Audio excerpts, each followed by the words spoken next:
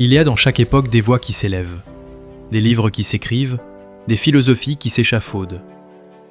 Mais il est un livre qui traverse le temps sans jamais se faner, le Coran. Pourquoi tant de croyants, hier comme aujourd'hui, le considèrent-ils comme la parole même de Dieu?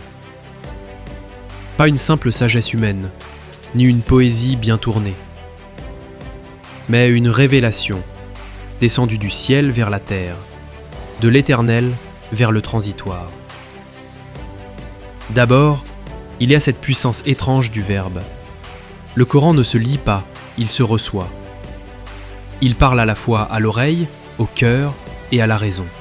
Sa langue bouleverse les arabophones de naissance, mais aussi ceux qui l'approchent par la traduction, tant la profondeur du sens résiste à l'usure du temps. Il ne raconte pas seulement, il interpelle. Ne médite-t-il donc pas sur le Coran ? Sourate 4, verset 82. Un texte qui invite à être interrogé, à être lu avec l'intelligence comme avec l'âme. Ensuite, il y a son surgissement. Le prophète Mohammed, paix sur lui, était un homme ni lettré ni poète, connu pour sa droiture mais non pour sa rhétorique. Et voilà qu'en pleine nuit du désert, il dit avoir entendu une voix, celle de l'ange Gabriel, lui dicter des paroles qu'il n'avait jamais pensées, des paroles qu'il ne pouvait ni modifier ni oublier, qu'il récitait tremblant, bouleversé.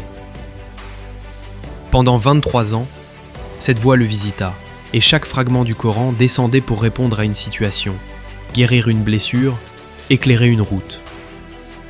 Mais ce qui touche le plus, peut-être, c'est la manière dont ce livre parle à chacun, à l'érudit comme au simple, au cœur brisé comme à l'âme en quête.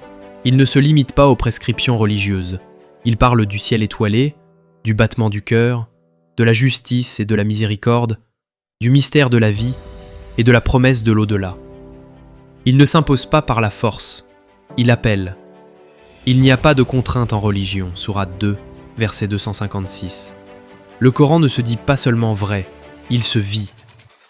Il se révèle à celui qui l'écoute sincèrement, sans masque ni bruit. C'est peut-être là, dans ce dialogue intime, entre le texte et l'être, que beaucoup reconnaissent la signature divine. Pas une preuve mathématique, mais une certitude intérieure, une résonance, une paix. Et dans un monde où tout change, où les vérités deviennent opinions et les certitudes s'effritent, cette parole continue de dire, avec douceur mais fermeté, c'est moi, Dieu. Il n'y a de divinité que moi. Adore-moi donc, et accomplis la prière pour te souvenir de moi.